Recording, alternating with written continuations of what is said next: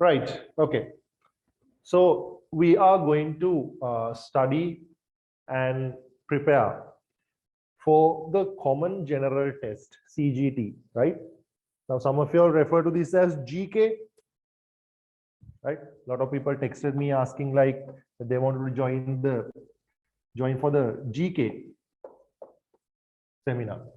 GK stands for General Knowledge, but of course the official name of the test is CGT, Common General Test, right? So it is not just GK, it is not just common, it is not just general knowledge, it's common general, right? Samanya Podu Parikshana in Sinhala. So what do we learn in this?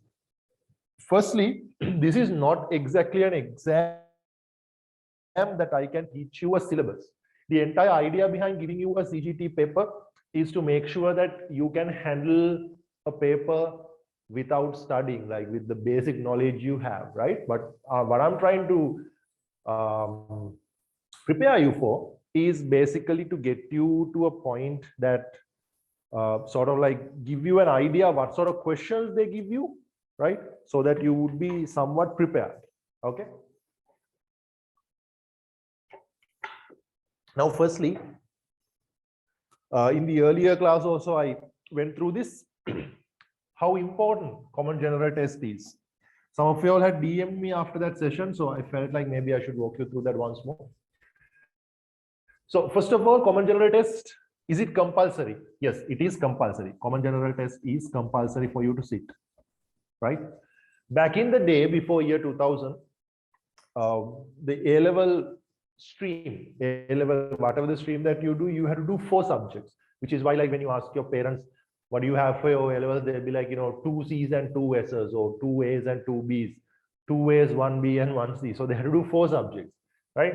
But in year 2000, they sort of changed this and they said, no, we'll just reduce the number of subjects to 3, plus we'll give them a common general test, because we started sort of noticing a problem where people being book smart and not necessarily having enough knowledge to tackle basic stuff, like, you know, about life, like not knowing the basic things in life and just being book smart. So they reduced the number of subjects to 3 from 4, and they gave you the common general test, and that's how this was started. So common general test is compulsory. It's compulsory for you to sit. Not just this, you also have to do the general English paper. That is also compulsory. The difference is this: if you are planning on applying for university, if you want to, you know, pass A-levels and get into universities, it's compulsory for you to do the common general test and the general English paper both. The only difference is general English, it is only compulsory for you to sit for the paper. Even if you fail, that's fine. You sit for the paper and you sleep on the general English paper and you get a 0, that's still fine. As long as you sat, then that's fine. But common general, you have to pass. Okay. Now, the first things first, you do not get A's and B's and C's and S and fail for common general. You simply get a pass and a fail, right? So the pass mark for common general is 30. As long as you have something 30 above, 30 and above, 30 plus, you're sorted, you passed, right? That means you are eligible to apply to university. Okay. So all you need to get is just 30 marks, right? Just pass the 30 mark, then you are good to go, right? There were some students way back in the day, like, you know, who pass their A-levels well, but, you know, who fail common general. That's very rare. Most of the students who do well in their subjects do well in common general as well. This is not a very difficult test to pass, but of course it's a rare occurrence, but there are some people who do not get through. Okay. Back in the day when I was doing A-levels, it was, if you fail the common general paper, if you fail this, your entire examination was invalid. You had to do the entire examination all over again. But now, of course, they have sort of changed it. It's not that bad, which means that if you fail the common general test, you have to do the common general test next year. The thing is, you can apply for university from your previous year's results, but you have to redo the common general test and pass, right? So they've allowed that, but at least it's a waste. Just, you know, try to get through this. Just get over it, right? Okay, so let's see how to get through this, the common general paper. Now, as I told you earlier, this is not GK. This is common general. Why? What's important about that? What's important about that is when you say GK, it's general knowledge. When you say general knowledge, they can ask about like, anything. They can ask about like what is the tallest mountain in the world, or like what is the longest river, what is the tallest mountain, who was the first prime minister of India, or like who was the leader of Sri Lanka's first political party, or who was the first chairman of the Central Bank of Sri Lanka, whatnot. Like those are the general knowledge questions.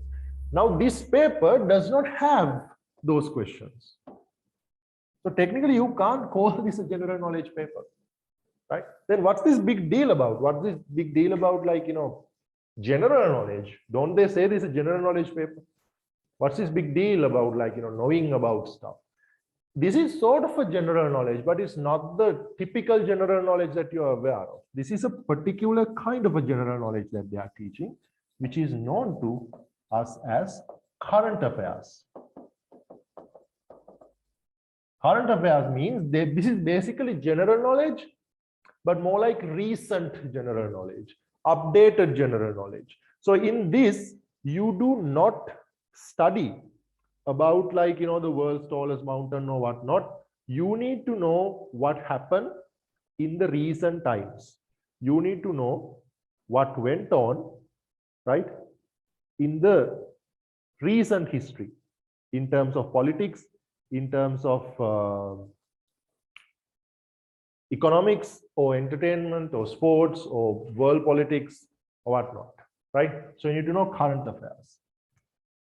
Then you also have another area called reasoning. Then you have problem solving. And then you have comprehension. Comprehension and communication.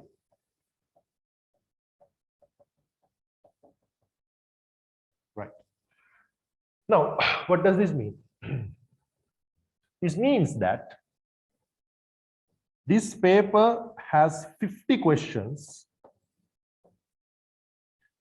which includes 10 current affairs based general knowledge questions, 15 reasoning based questions. Sorry, 10, my bad. 10 reasoning based questions, 15 problem solving questions, and 15 comprehension questions. Right? So the mid part basically has some math involved as well. Now, of course, I told this in the evening class. I've sent a PDF of a typed note. Now, ideally, that's not how I normally do. I normally just read it out for you all to write it yourself. But of course, like this time, just to make things easier for you all, I decided to, make a PDF of the document and send it to you, right? Now, that, of course, that note was typed by one of my students, like, someone who did this seminar earlier with me. Like, I asked that student to type whatever I gave, but because of that, there are some typos. Okay, some of the stuff don't really make sense. So we'll see, just to break that. Anyways, so there's going to be like 10 current affairs questions, 10 reasoning questions, 10 problem solving questions, and 15 problem solving questions, and 15 comprehension questions. Now, when you start off doing this paper, right? When you start things off, first thing you have to do is you have to prioritize these questions. You have to prioritize these questions, right? And figure out which question that you need to do first. That's the first thing. Okay. You have to figure out that which question that you need to do first. So I'm going to give you the order of questions you need to do. You need to start off. It's always smart to start off with the comprehension questions. Right? Comprehension questions. Start off there. Why? Simply because these questions are easy and simple. Okay. Now these current affairs questions are quite vast. It's not like that I can teach you everything that happened about current affairs, right? So I will teach you some stuff, but you can't really be sure that most of those stuff will come, right? If we are lucky that out of the things that I've given you, 6 or 7 questions will come. If you all are not that lucky, maybe like, 1 or 2 or 3 of them would come. So current affairs, we can't really guess. I'll just briefly tell you what might come. Easiest way to score marks is from the comprehension part. These questions are very easy, quite straightforward. Okay. So this is where you have to start. These questions are very easy. You can save a lot of time and you can directly get to the points, right? You can get marks. You can get like out of these 15 marks that you can get about like 7, 8 marks then and there, and then you come back after finishing this. You don't have to finish, but start off with some of these questions, last few questions, and then you come back to current affairs questions. Because in case if you didn't know one of these current affairs questions they ask, what's going to happen is that you are going to sort of be a little worried. Your confidence is going to get a little shaken, right? And that way you will sort of like worry about like going forward, and then you might end up taking too much time for these questions. Chances are it's very unlikely you'd screw to pass 30, right? There are 50 questions. Each question gives you 2 marks. That's how you get the 100 marks, right? So 30 means you just need to get just 15 questions, basically 16 questions right. You just need to get 16 questions right, which means you are allowed to get 34 of them wrong, right? So it's very unlikely. Let's just see where we can get the questions the easiest from, right? Starting off from the comprehension mark, and this is the easiest way to get your questions sorted. Okay. Then you come back to current affairs, and then these questions, of course, hit or miss. If you know what they're asking, you know. If you don't know what they're asking, no, right? If they ask which country won the football World Cup FIFA, you know it's Argentina, right? So you can mark Argentina and move on to the next question. If they ask about some random ministry running some project somewhere, or like which type of like paddy they cultivated the most in last year, if you don't know, you don't know. It's not like something that you can do a math and figure out the answer, right? So if you know, you know. If you don't, you don't. So you can just quickly put those and get whatever the marks you can get from here, move on, right? Okay, then you have time to do these questions, reasoning and problem solving. This is where that you need a little bit of math skills involved, right? Now, of course, the art stream students, do not worry. It's not like heavy maths, it's very basic maths. Apart from basic maths, you need a little bit of like common sense to figure out. It's not just maths, right? Now, I myself teach political science. I'm an art stream teacher, right? I did my O-levels in 2007, right? I did my O-levels. I did O-level maths. That's the last time I did maths in 2007. Since then, I did arts for A-levels. I followed, my degree was law. My master's degree was political science. I did my attorney exams in Sri Lanka Law College. Everything I've been doing has been like, had nothing to do with maths all this time. But this is still very manageable, right? Even if you aren't sort of a math person, so nothing to worry about. Okay.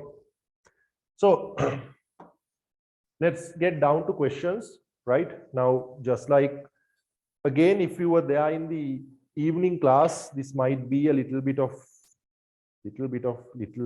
slightly boring for you, right? Because we discussed some of these, but of course, you will have to bear up a little because we have to go this way, right? For the students who just joined. Right. Anyways, I'll be able to share the screen and show you the paper. Let's take a look at the paper. Right. Hope you can see the screen. I have shared. This is the note here. So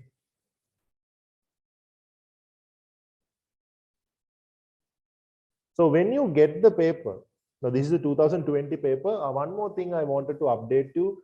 It's okay for you to try doing past papers, right? Important thing. It's okay for you to do past papers for Common General. You can get that master guide book and do past papers. This is all, what do you call? This is all MCQs, right? There's nothing to write. So the answers are there, answers are given. You can even, I'm not sure whether master guide book is there for English medium, but at least you can download the papers, right? If you are doing past papers, avoid the first 10 questions because first 10 questions are current affairs questions, right? They are not normal general knowledge questions. Like, don't just tire yourself trying to do common, like current affairs questions from past papers, right? Because you see that whatever the questions that you have in this paper, they were current affairs back in 2020, right? Now it's 2 years later. For example, you see in July 2019, the World Bank placed Sri Lanka in one of the following whatever. So this is 2019. This is outdated now. Okay. So there's no point in, what do you call it? Tiring yourself trying to do this. Okay. So if you are doing past papers, you should skip the first 10 questions because current affairs questions are outdated from all papers, and you can start off from question 11, right? If you're doing past papers, start off with question 11, right? So when you are doing, the best place to start doing the paper is the last page. Turn to last page, right? There's always a question like this where you get several pictures and they're asking you to put these pictures in order, right? Now, this is one of the easiest questions that even like a 7-year-old can put together, okay? Which is why you need to start with that. It is very easy and like you get off to a very confident start, like you can be a really smart person, but still it's always good to finish the easier stuff earlier and, take off, right? So this question expects you to put these scenarios in order to create like to see what the story here, right? So first thing you have to do is you have to turn the paper and get to this. In this paper is the 47th question. Like it can fluctuate. It can be the 45th question, 46th question, 48th question. Basically, there will be one question where that you get these boxes and you are supposed to put these pictures in the right order. So when you get to do this, instruction for you is basically like, do not try to put the story together straight away. First thing, you have to just look at these pictures and try to understand what is this story is about. Just have an idea what the story is about. That's good enough, right? You don't have to like, which one is the first one? Does it start with B? Does it start with C? Do not wreck your brain trying to put this in order straight away. Why? Why? Because like this is not a paper where you have to write answers. This is an MCQ paper, right? So the options are given below. You see 5 options are given. Now, when you look at those options, you can see every single option starts with D. That means you didn't have to, wreck your brain trying to figure out which one is the first picture. D is the first picture because every single option that is available for you starts off with D, right? So D is the first option, no matter what, right? And then you have to see which picture is given second in these given options, right? You can see option 1, option 2, option 3. All 3 answers have placed A right after D, whereas option 4 and option 5 have put C as the second option, right? Okay, right. Now, you have to figure out which option works. Now, since the first first letter is D in each and every option. So D is first for sure, right? And then some of the options have placed A as a second option, while there are two options that has placed C. Now it's a matter of figuring out whether A comes first or C comes first. Now, the students who were there in the evening class and the students who happen to have like a bigger brain capacity, I know like this class is not from one particular stream or one particular subject. So different kind of students are here. So the really smart students might find this a little boring, right? You might worry, why am I emphasizing on such a simple thing, right? And the students in the evening class is like, studying this for the second time, but there are some students who are a little slow. So for their benefit, I'm going very slow and emphasizing so they can follow. Okay, so just stay patient, appreciate your patience, right? So first option is D for sure. Second option, should it be A or C? Now you can see option A is a picture of these 4 people standing in front of a queue in front of the ticket counter, right? And option C is this lady entering the railway station. So first option is D, she's getting off the tuk-tuk, right? Second option, should it be her entering the railway station or should it be her standing in the queue?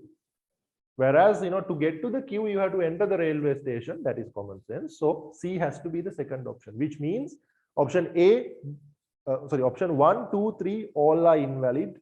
It has to be D and C, which means the answer is either 4 or 5, right?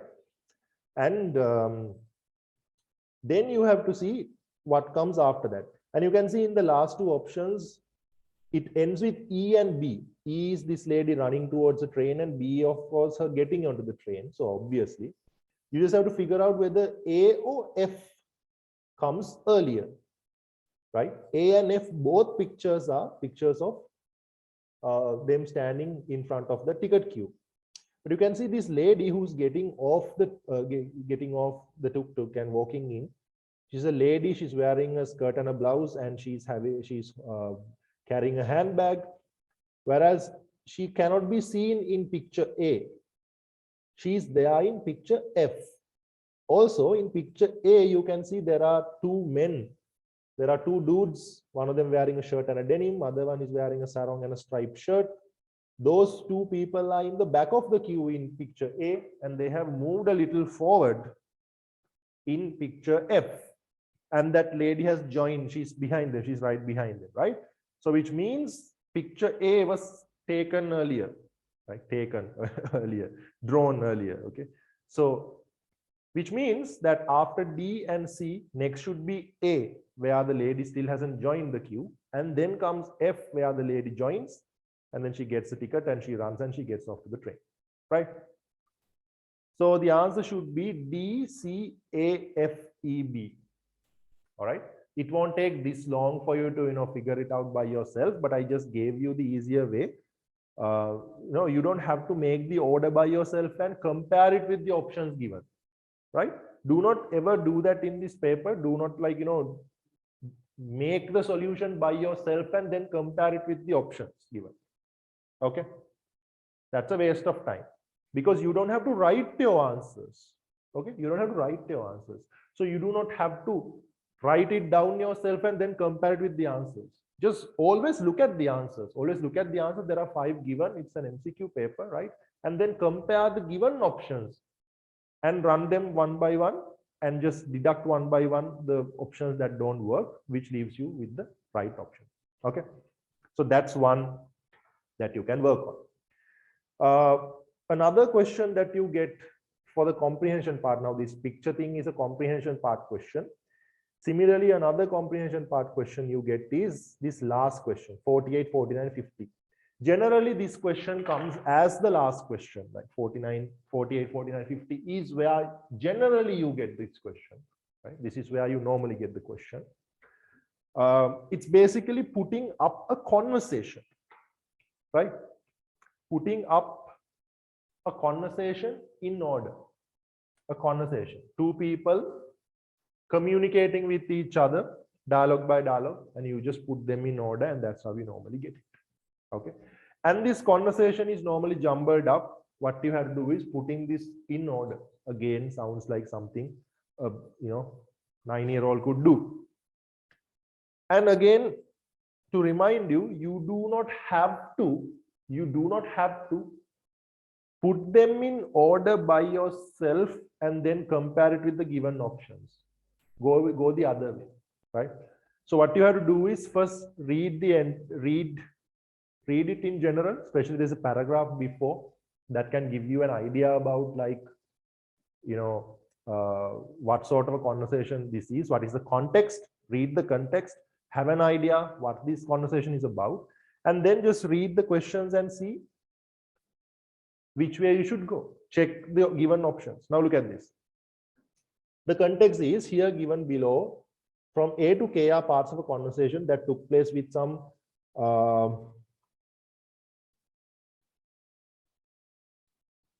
blocking my view. Sorry. Given below from A to K are parts of a conversation that took place with some other people while a husband was attempting to admit his wife to a government hospital. Starting from the event of calling 1990 to get the services of an emergency ambulance up to admitting his wife to the intensive care unit, ICU, of the hospital until meeting the doctor. Right. So the context is, there's this lady who has suffered a heart attack or whatnot, right?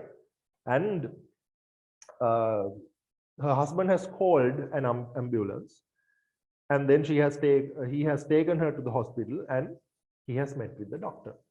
Okay, that is the context. Now you do not have to read the conversation straight away. Instead, let's look at the questions. What are the questions do we have? Which one, 48, which one of the following combinations that includes some parts of the conversation between the patient's husband and 1990 ambulance service is given in the correct sequence? Again, look at the given options. Every single option starts with B, D, right? Every single option starts with B and D. Third is where they make a bit of a difference, right? Because some of the options have given A, some of the options have given E, some of the options have given F. Okay. Now you can use your pencil or you can use a pen, because like you don't have to put the answers in this itself. You can keep the paper with you, so you can use your pen, no worries, right? B is good evening, this is the emergency ambulance service. Where are you speaking from? What can we do for you? And D is I am calling from Peradeniya, blah blah blah, right? So B and D are the beginning. And then we have to see what should be the next. Should it be A or should it be E or should it be F? All right. So after this person says that I need your services to take her to the Peradeniya hospital, right? Third option says the patient can't talk. Who has come to the outpatients department with the patient? No, that sounds completely out of context, right? Who came to the OPD? That is definitely something spoken in the hospital itself, right? So A is out, right? Then see F. Wait for a while, sir. Our team from Kandy will contact you in a moment. Okay, that sounds plausible. Then look at E. Doctor, I came with the patient. She is my wife. No, again, that is also another thing that was mentioned in the hospital itself in front of the doctor. So the answer is basically the third should be F. Wait for a while, sir. Our team from Kandy will contact you in a moment. B, D, F. Answer is 5. Right? You see how long it would have taken for you to read this entire conversation, put them in like the right order, and then compare. You see how much of a waste time would have been. This is why this seminar is important. Now you see, this is not a question that you would get wrong if you didn't come for this seminar, but you would have wasted a lot of energy putting them in order and then compared with the answer, which is why this seminar is happening for me to teach you the easier way to get this done. Okay. And of course, the same goes for the second one. Which one of the following combinations that include some parts of the conversation between the patient's husband and the doctor in the ICU? It's the same strategy, so I'm not going to waste time here. You can basically use the same strategy. Just look at whatever the opening statements you see. Some statements starts with A, some statements start with E, some of them starts with F, right? So you have to compare this and that, right? So A is the patient can't talk, who came here. E is like doctor, I came with the patient, she's my wife. F, of course, F is wait for a while, so our team from Candy will contact you. Of course, options that has F are out because F is something definitely the ambulance hotline person said it's not spoken, it wasn't spoken in the hospital, right? So it's either A and E. Basically, it has to be the one that starts with A. No, it has to be starts with E.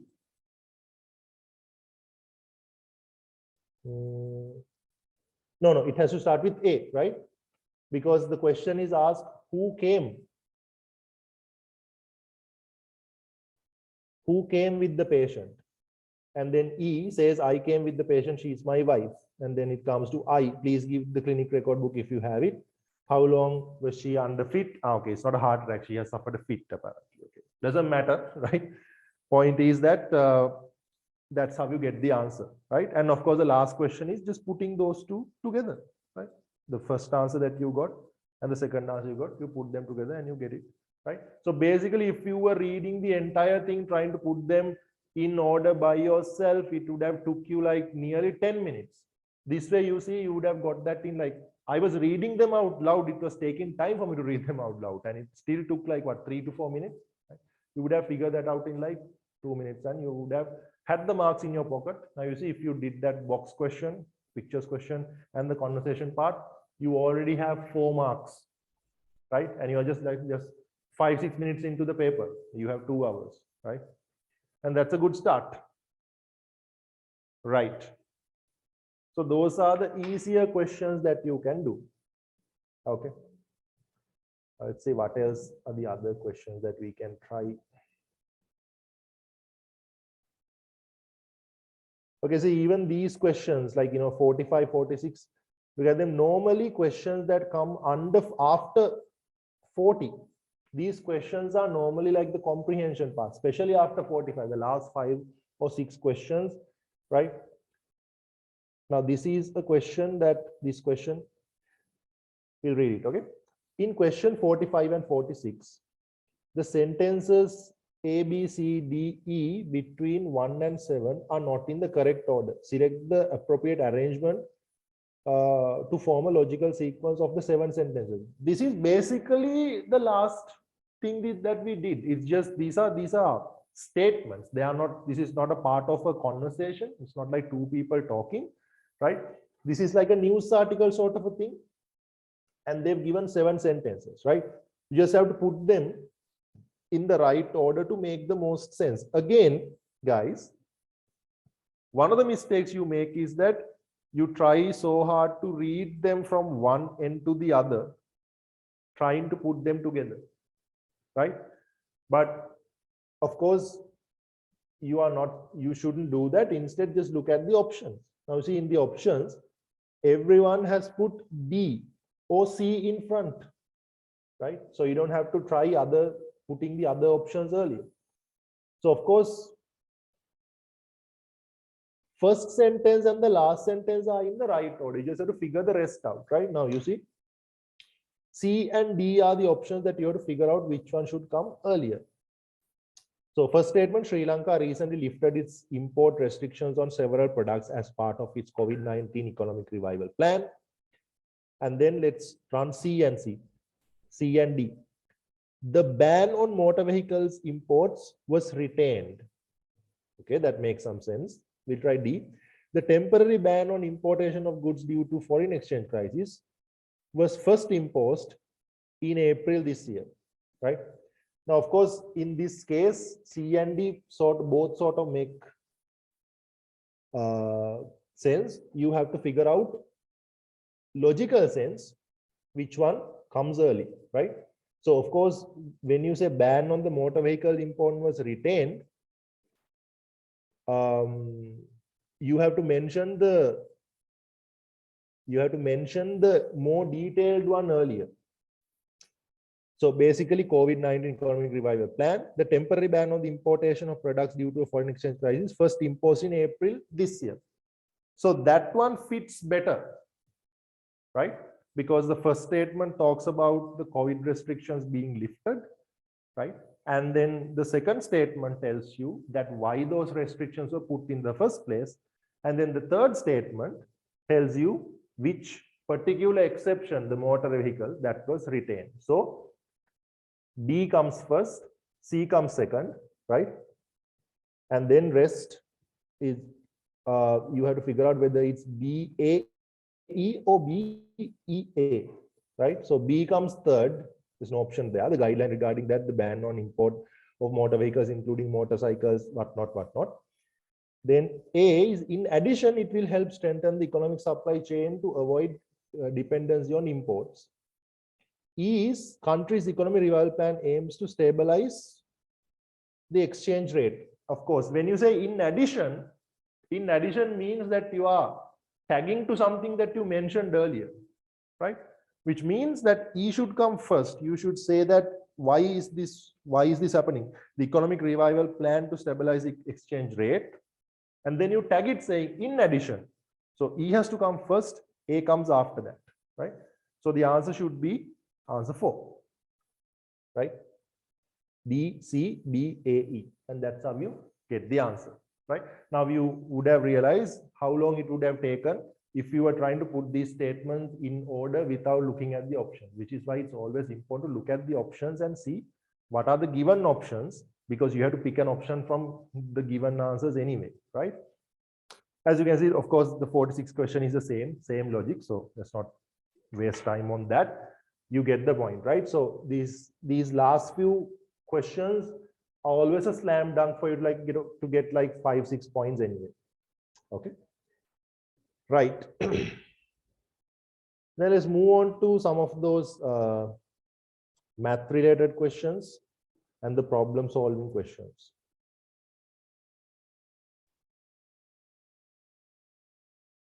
Okay.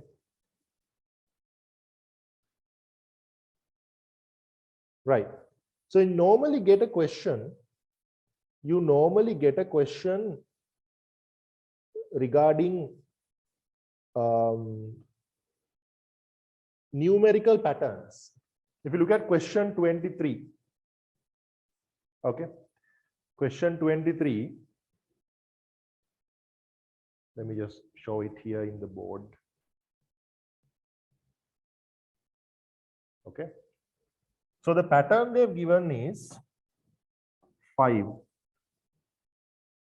right? 5, 10, 30, 120, 600, 3,600,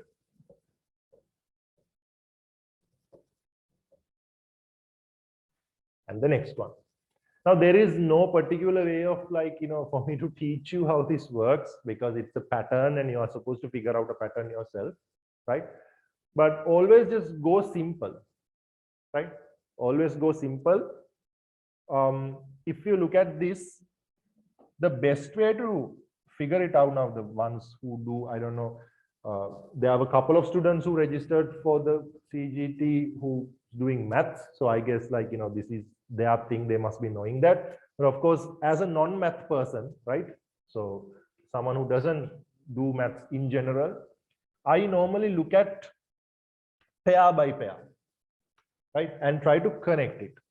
So what I normally do is I try to find a connection between these two.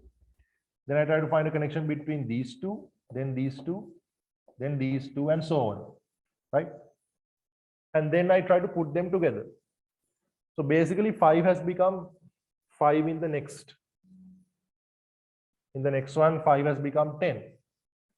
The next one, 5 has become, oh, sorry, 10 has become 30. 30 has become 120, right? So I can see that either this is like adding 0, or this is basically like multiplying by 1. There's no other way 5 to remain 5 in the next one, right? So 5 becoming 10 in the next one, that means 5 has to be multiplied by 2. So basically it can't be adding 0, right? Then 10 becoming 30, that's when you multiply it by 3. 30 becoming 120, of course, that's multiplied by 4. So now we are seeing the pattern. By 1, by 2, by 3, by 4. Of course, it continues. 120 times 5 is 600. 620 times 6 is 3600. And of course, you just have to 1, 2, 3, 4, 5, 6. You have to multiply this by 7 to see what the answer is. Okay. This should come down to 25,200, I guess. There's an answer, right? That right? Third one. I don't know, I just did the math in my head, so we all just do the math at home and see. I guess it should be 25,200. I just multiplied this in 7 in my head, right? I mean, like, that's the logic, right? Maybe I got the answer wrong because I did the calculation in my head, but that's the logic, right? So multiply this by 7 and see which answer you get, and that has to be the answer, right? If someone just do the math and put it in the chat, confirm and put.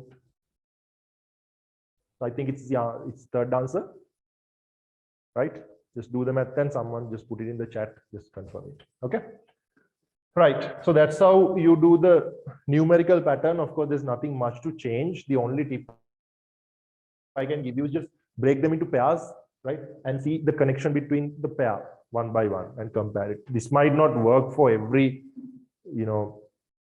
every pattern you get, right? But of course, it works most of the times. All right, someone just confirmed it is the correct answer. Yeah, it's 25,200, and that's how you figure out the pattern. Okay. Right.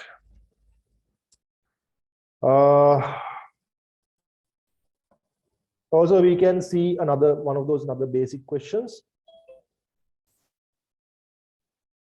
Okay, if you look at question 20, right? Question 20 is this weird question about, like, birthdays, about birthdays, right? Now, this was something that I did not know. I wasn't aware of this up until, like, last Monday, where one of the students in my seminar itself sort of taught me that there is a thing like this. If you look at this question, Sama was born on Saturday, 29th of February 2020. What is the earliest year that her birthday could fall on a Saturday, 29th February again? Now, of course, this whole idea of, like, figuring out which day it falls on is not something that I am familiar with. I didn't know that it was a thing, right? So even back then when I was doing these papers, I sort of didn't know how to answer that one. So there can be questions you would know. Now, of course, one of the students who came to my Vattala seminar sort of told me that she has sort of noticed that if her birthday is on Monday this year, next year it's going to be Tuesday, after year it's going to be Wednesday, something like that. It is not something I have noticed, not something I had heard earlier also, but apparently it's a thing. I don't know. I was just told. So maybe you can use a principle like that. Other than that, there's no basic math that you can use there. Unless that, if you guys know something like that, please share it with me in the chat. I am not aware of how to guess which day a particular date would fall on, right? If you know something like that, just try it out. But the most important thing I will tell you is that if there is a particular question that you do not know, this is pretty basic, I guess, like, your teachers would have told you by now. Like, I'm teaching political science, so I tell my students to do this. I tell them not to leave anything empty, right? I normally tell them not to leave anything empty. Even if you do not know the answer, just, guess, like, take a shot, right? Just take a lucky guess. Even if you do not know the answer, you might get it right. It's MCQ after all, right? Okay. Then we'll look at another question.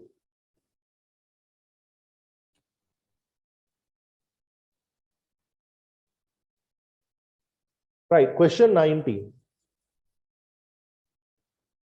On the Sunday morning at 6 a.m., Mr. Fernando set the alarm for 1 p.m. on following Monday. He was not aware of the fact that the clock has a fault. The clock was gaining uniformly 2 minutes per hour. What would the actual time when the alarm goes off on Monday? Okay. Now this is again pretty basic. This question is pretty basic, right? All you have to do is like, you know, to think a little bit about these kind of questions. Now, this clock was set, the alarm was set at 6 a.m.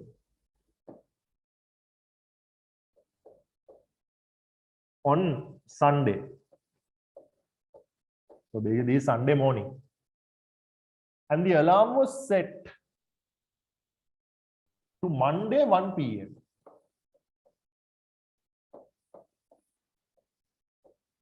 Okay. Right. And they say the clock has a flow. It gains 2 minutes. It gains 2 minutes. Of course, this is about the whole translation. You know, these papers are made in Sinhala and they are translated into English. So gain technically means that it runs faster. The clock runs faster, right? Faster means that the actual time comes behind. The clock tells you a time which is more than the actual time, right? It's gaining 2 minutes. The clock is gaining 2 minutes, right? Which means when an actual hour is 60 minutes, the clock has already ran 62 minutes, right? Which means every hour when the clock shows 1 hour has passed, in reality only 58 minutes have passed, right? In reality, the clock has only ran 58 minutes, right? That means by Sunday, when the clock reaches 7, in reality it's 6:58, but the clock shows you 7. So it's 2 minutes behind. And they are asking, the alarm was supposed to go at 1 p.m. and obviously alarm is not going to go at actually at 1 p.m. It's a flawed clock, right? So what should be the gap between this and that? Now, normally, if it's a physical class, I would have asked you all to do the sum yourself, right? But it's an online class and it's late. So I'm just proceeding like this, okay? So you have to calculate how far this 6 p.m. till 6 a.m. to 1 p.m. has, right? So Sunday 6 a.m. to Monday 6 a.m. there are 24 hours. Okay. And Monday 6 a.m. to 1 p.m. how many hours are there? 7, 8, 9, 10, 11, 12, 1. 7 hours plus 7 hours. Right? Which means altogether there are 31 hours. 31 hours have passed since the time the alarm was set and the alarm actually went off. So each hour was gaining 2 minutes. So how many minutes altogether have it gained? Altogether it has gained 62 minutes. Right? Altogether it has gained 62 minutes. 62 minutes also translated into 1 hour and 2 minutes.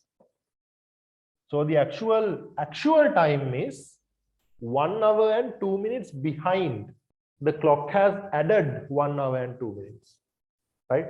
Which means you have to take 1 hour and 2 minutes, minimize, like, subtract 1 hour and 2 minutes from this. So when you take off 1 hour from here, it comes to 12 noon. You take 2 more minutes behind, it comes down to 11:58 a.m. Just check if that is one of the answers. Yes. First answer is the answer. Okay. Right. Then we shall go through. Okay, hold on.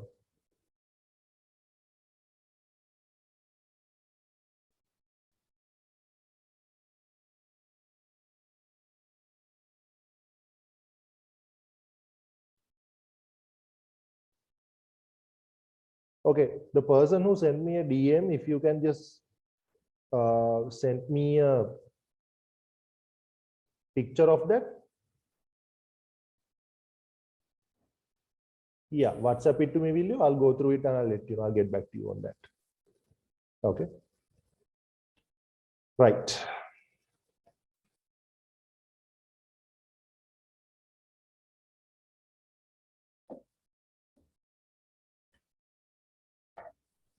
Next question. Also remind me after the class, I might forget. Okay, just drop me a message and remind me. I'll go through that and I'll let you know. What else can we do?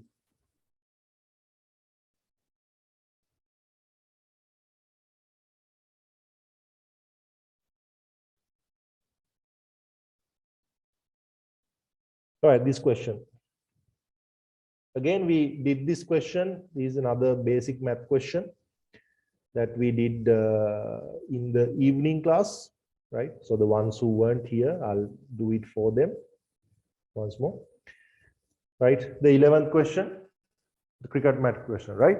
Now the reason, although this is an easy question, I sort of want to, discuss this a few times. It's because, you see, this is a cricket based question, right? The question is based on cricket and it's not like everyone's a cricket fan, right? Sometimes, people can be not big fans of cricket. And if you are a cricket fan, of course, you know what these overs are, what these run rate is and all of that. So if you are not a cricket fan, you are most likely to sort of get worried when you see these kind of questions. So I want to discuss this and show you that it's very basic, right? You don't necessarily need to know cricket because the math works out the same. Okay, right. So the question says, to win a 50 over cricket match, the target set is 309 runs. At the end of the 10th over mark, the run rate was 4.5. What is the required minimum run rate for the remaining 40 overs? Now, okay, even if you do not know what overs are, what runs are, what run rate is, right? Just you have to follow the basic math here. Of course, there are 50 overs and you have to get 309 runs. Okay. Now you can think of this as like what? 50 buckets and 309 coconuts. It still works out the same, right? And they say by the time it reaches the 10th over mark, the run rate stands at 4.5. Okay.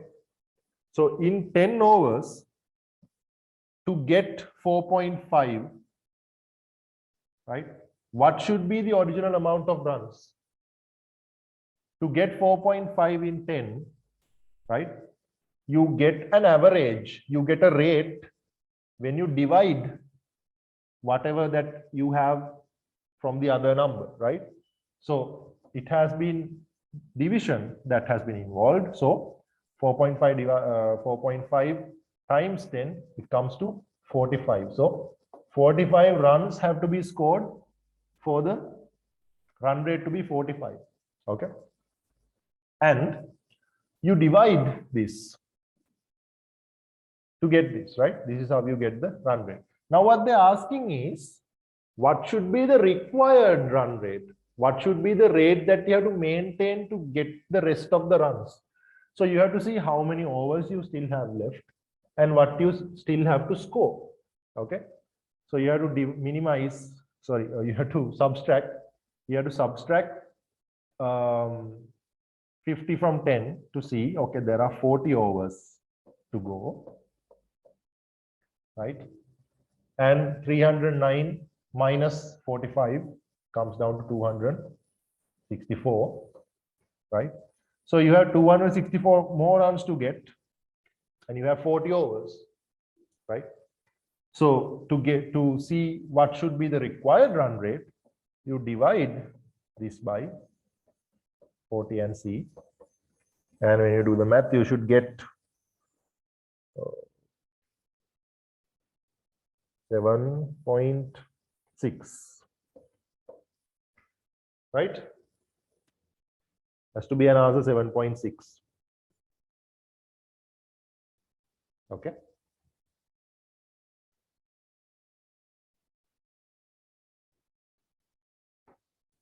Is it 6.6 or 7.6? No, 7, right? 4 times.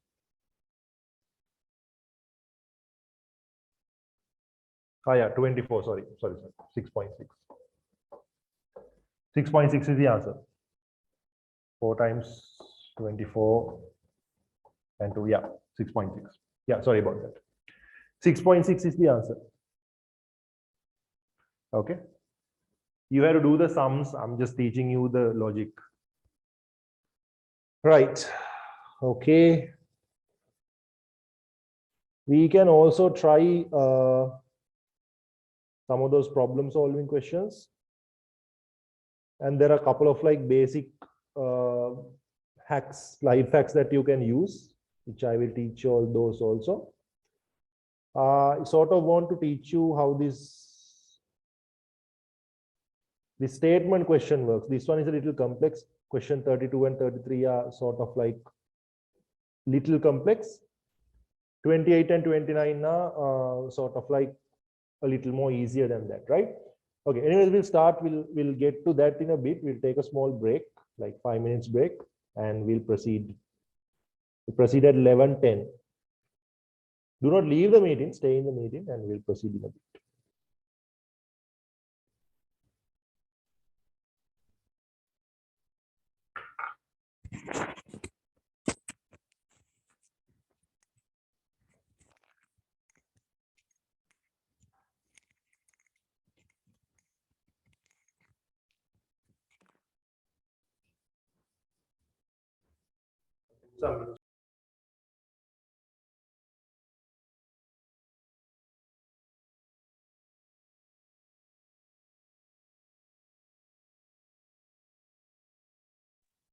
Right, proceeding further.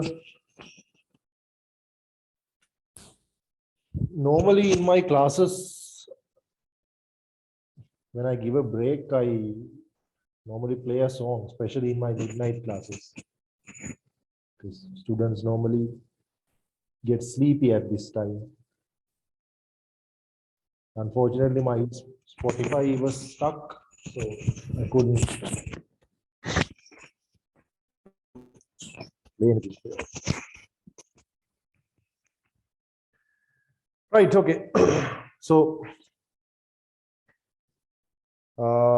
anyways, wanted to teach you all this, how to get this question, like the who's telling the truth and all of that. Now, I actually taught this in my in the evening class. I planning on teaching that in the Friday class as well. So because I taught it in the evening, I'm going to move to this question because I couldn't teach this in the evening class, right? This particular question. This one is relatively harder than the other one that we earlier checked, right? Now you see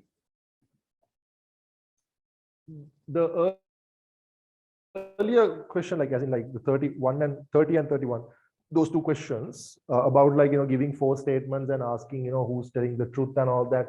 That is sort of relatively easy compared to this. This one is a little complex. Okay, this one is actually a little complex. So actually, if I use the screen itself, it would be easier for me to teach this one. So I'll use the screen itself to teach you. Now, in this, basically, like they've given all these different symbols, helping you all to figure out these mathematical sums. Okay. Now, basically, what you see here is a sum, right? This is a sum. Basically, they've given like two statements, right? So based on statements, they've given you conclusion 1 and conclusion 2. So only one of these conclusions, like, you have to figure out whether only conclusion 1 is true, only conclusion 2 is true. If both 2 and 3 are true, sorry, 1 and 2 are true, or either 1 or 2 are true, one of the two, you're not sure which one, or like neither 1 nor 2 are true. Okay. Basically, this means that you have to figure out whether this one is right, or whether this one is right, or whether both are right, or both are wrong, or one of them is right, you don't know which one. Okay, that's what you have to figure out. Now, when you get a question like this, first thing you have to, I guess that you all have studied this for like maths when you were in middle school. This means that,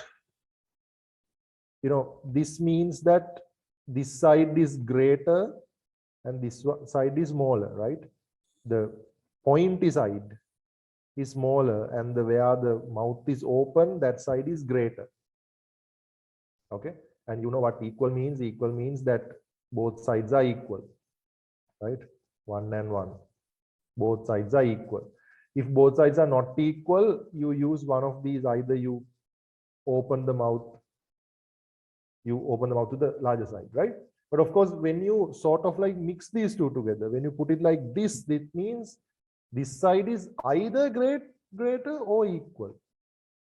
Could be both. Either it could be the same value both sides, or this side is greater. It could be either.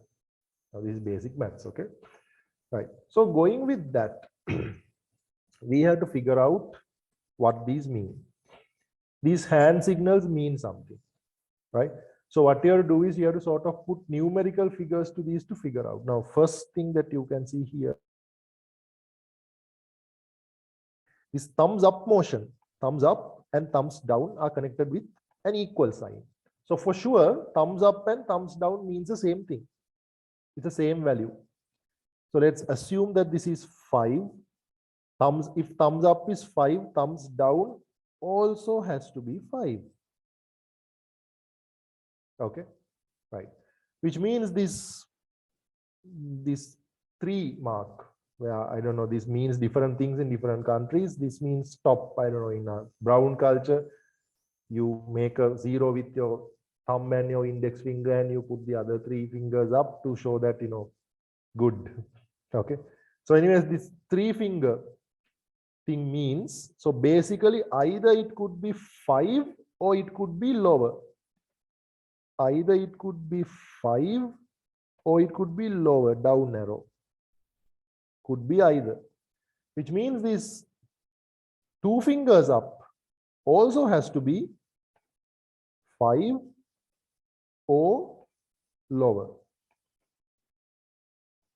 Okay. Right.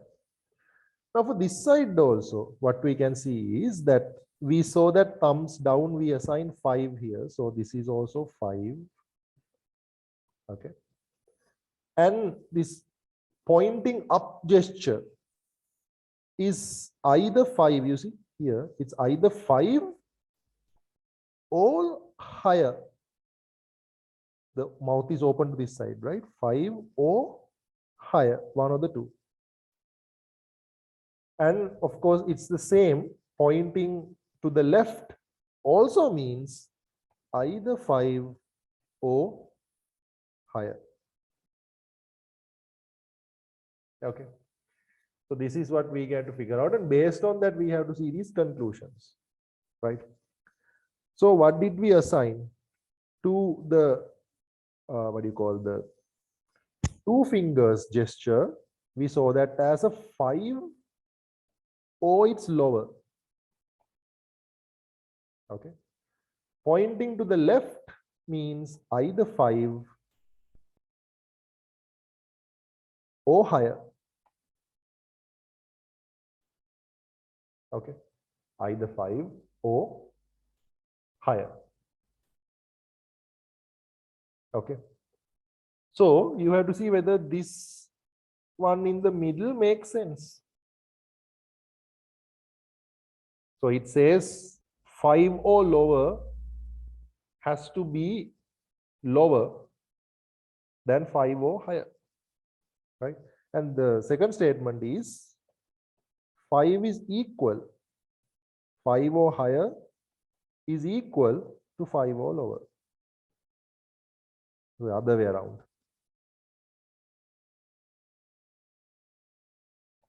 2 fingers up means 5 or lower, and pointing to the left means 5 or higher, right? Which means, children, either of them could be right. Both can't be right at the same time, right? Because you never know what, you don't know what this 2 fingers up gesture means. It could be 5, it could be 4, it could be 3. You don't know, right? And you don't know what this pointing left symbol also means. It could be 5, it could be 6, it could be 7. So either this one is right, where this number is like a 4 and this one number is like a 6, or this one is right. That means both gestures are 5s, which means the answer is 4.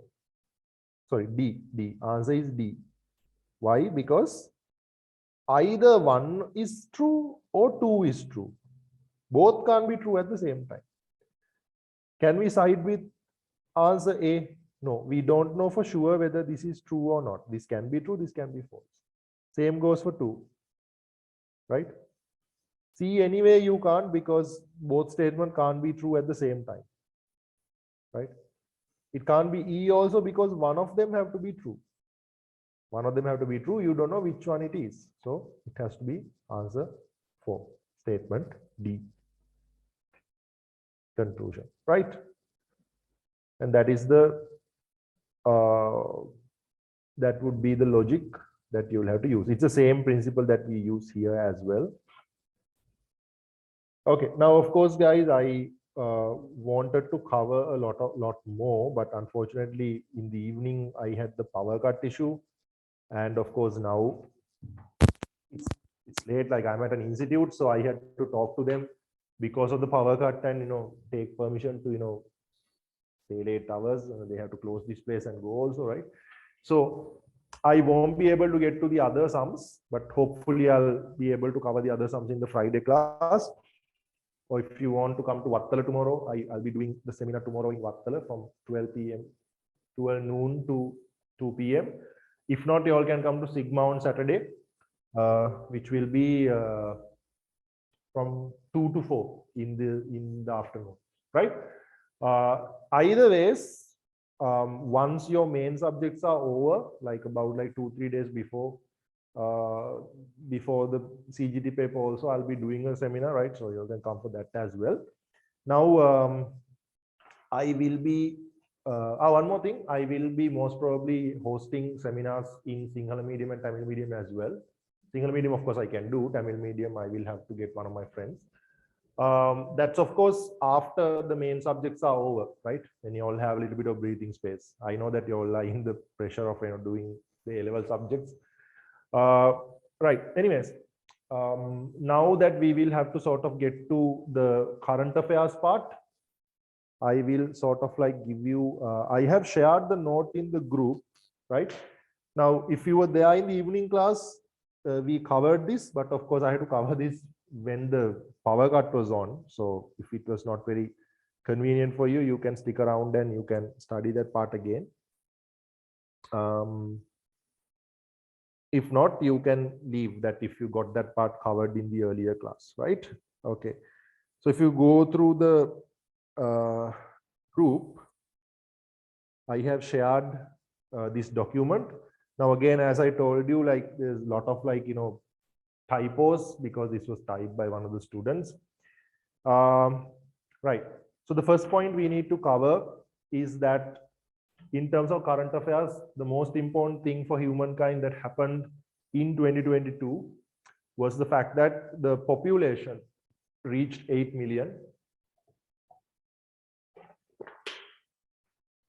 Okay, that's the first factor. Population reached 8 million, 8 billion, sorry, 8 billion. And of course, the other important thing was the Ukrainian war. You need to remember the two leaders. Ukrainian leader was Volodymyr Zelensky, and the Russian leader was Vladimir Putin, as it's mentioned in the note.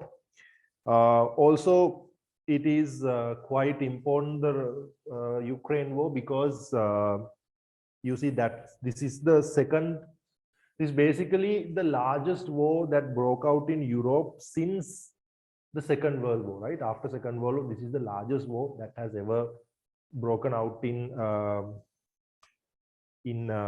Europe. There were wars happening, like you had the Vietnam War and all those other wars happening around, but this was the first time Europe had a war since the Second World War, which is the largest.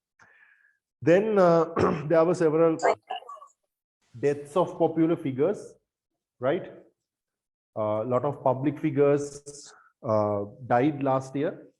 You see the list in the note. First, the Japanese Prime Minister Shinzo Abe, right? Shinzo Abe was murdered in a public place in Japan. Then the last leader of the former Soviet Union, Mikhail Gorbachev. Now, of course, there's a huge typo here, like maybe it was autocorrect. His name goes as Mikhail Gorbachev. Okay. Second name was like sort of butchered in the note. Okay. Right. Then, of course, Queen Elizabeth II. Queen Elizabeth II also passed away. And after that, King Charles became the new King of England. Then one of the ISIS leaders died in northern Syria as a result of like US Air Force attacks. His name was Abu Ibrahim al-Hashimi al-Qurashi, right? I've given that also in the note. Then Pope Benedict XVI also passed away very recently. What's unique about Pope Benedict XVI is the fact that he was the first Pope to retire in 600 years. Last time a Pope retired while being alive, a Pope retiring as a Pope, that happened in, actually it happened in 1400s, right?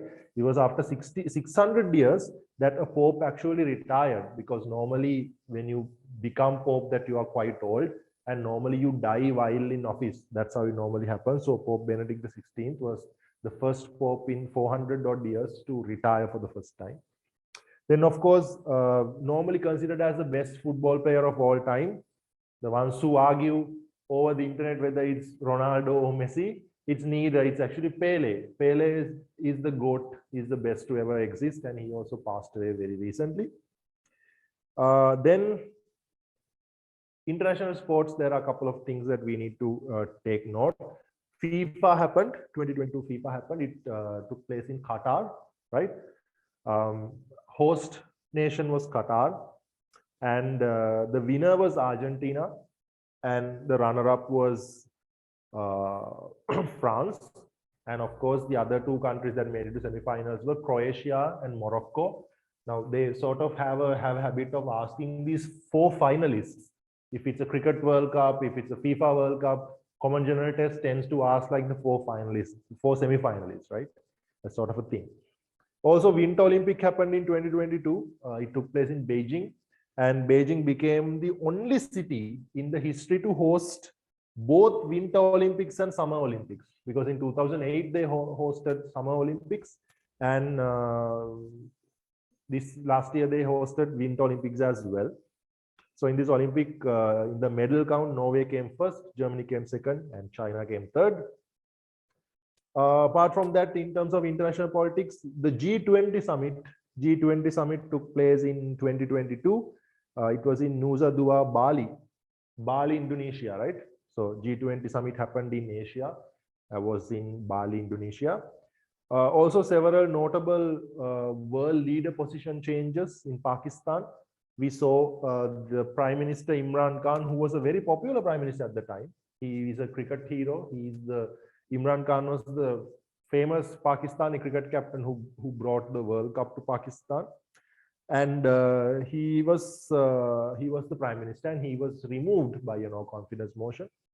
And new Prime Minister who was chosen was Shehbaz Sharif, right? Shehbaz Sharif is the new Prime Minister. He is also quite important because his brother Nawaz Sharif was also a former Prime Minister.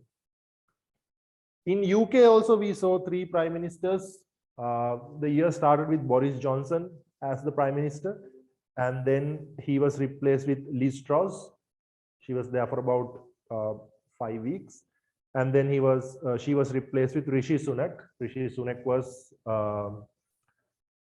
Indian. He is a Hindu Indian British citizen, and he was the first Indian descent and the first Hindu to become the Prime Minister of UK. And it's important to notice that all 3 of these members were from the Conservative Party of UK. Philippines also had a new leader coming in. His name was Bongbong Marcos, right? Bongbong Marcos. His father was Ferdinand Marcos. He's one of the worst, like very brutal dictator. He killed a lot of people, stole a lot of money. And in the 80s, he sort of terrored Philippines. For some reason, Philippine people decided to elect his son as a new president, right? Apart from that, in the entertainment and social media side, we can note that Elon Musk bought Twitter. In case if you ask who bought Twitter, it was Elon Musk, or what did Elon Musk buy, it was Twitter. Other than that, I don't know, his person is quite popular with your generation. Andrew Tate is a media personality, a public figure who sort of got banned from social media platforms for sounding too sexist and homophobic and making those comments. And of course, he was recently arrested for human trafficking in Romania, right? His feud with Greta and all that, I don't have to teach you all that. You all are Gen Z, you all must be knowing that. Right, so that's about the world stuff. Then we move on to the Sri Lankan current affairs.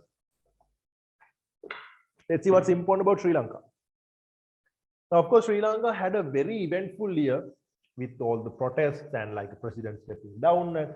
But unfortunately, most of the stuff we have are quite obvious, which president stepped down, who came in. Of course, Maithripala Sirisena was there. He was replaced with Gotabaya Rajapaksa in 2019, right? And the year started with Gotabaya Rajapaksa as the president, and then he was replaced. But those things are too obvious to ask for a common general test. So let's see what could be there.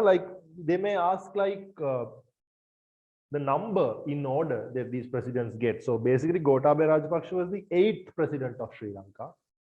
And the 8th president of Sri Lanka, Gotabaya Rajapaksa, was replaced with the 9th president of Sri Lanka, who was Ranil Wickremesinghe. Other than that, we have our Prime Minister. In case if you didn't know, our Prime Minister's name is Mr. Dinesh Gunawardena, right? Mr. Dinesh Gunawardena is our Prime Minister. That's not mentioned in the note. I just added that. Also, as mentioned in the note about the central bank chairman, the year started with the central bank chairman, Mr. Ajit Niwad Cabral, who was heavily criticized and accused for the financial crisis the country faced. So because of that, because of the pressure, he had to be replaced, and he was replaced with Mr. Nandalal Veerasinghe, right? Nandalal Veerasinghe is the new chairman of the central bank. Other than that, Sri Lanka has been seeking financial support from IMF, right? So IMF stands for International Monetary Fund, if you did not know, right? IMF, also known as the World Bank, right? It's quite basic, but in case if they ask. Other than that, Sri Lanka also passed a constitutional amendment, and this constitutional amendment is the 21st amendment to the constitution. Sri Lankan constitution has 21 amendments thus far. Other than that, there are some positives for Sri Lanka. We won a lot of things. First of all, we won the Booker Prize, right? We won the Booker Prize. One of our authors, Sri Lankan authors, won the Booker Prize. It was won by Mr. Shehan Karunatilaka, right? He won that for the book he wrote, The Seven Moons of Mali Almeida, right? The Seven Moons of Mali Almeida was written by Shehan Karunatilaka, and he won the Booker Prize for that. We also won the Best Actor Award in Laurence Olivier Awards in 2022. That happened in London, UK. And it was won by Mr. Hiran Abesekara. He won that for a play of Life of Pi, right? And then some sports victories, right? By the way, Life of Pi, it's PI, okay? Yes, type any. Okay, so then Sri Lanka won the Asia Cup, right? Sri Lanka won the Asia Cup 2022. This was the 6th time Sri Lanka has won the Asia Cup, and we won that by defeating Pakistan, right? Asia Cup was held in UAE, and it was won by Sri Lanka, and we won against Pakistan. And Sri Lankan team was captained by Dasun Shanaka. Also, in the month of May, ICC Men's Player of the Month award was won by Angelo Matthews. That's the first time a Sri Lankan won that Player of the Month award. And also, most importantly, that Yupun Abekon won the 100 meters race, and he finished 100 meters in less than 10 seconds, right? I mean, the note says Olympics, but it wasn't the Olympics, right? You know, he finished it in 10 seconds. The important part was him finishing in 10 seconds, right? It's because the world has a very limited number of athletes who can finish the 100 meters in 10 seconds, right? You know, normally to finish 100 meters, it takes 10 point something. Even like the best sprinters finish it with 10 point something. It's normally 10 plus, right? Whoever finished it in 9 point something, it's basically Usain Bolt and, you know, those kind of people. So there are 169 sprinters who have finished in less than 10 seconds in 9 point something, and 156 of them are black athletes. You know, either they are black American or they are Jamaican, black people, right? African descent people. So there are only 13 non-black people, non-black athletes to finish 100 meters in less than 10 seconds. And Yupun is one of these 13 people, right?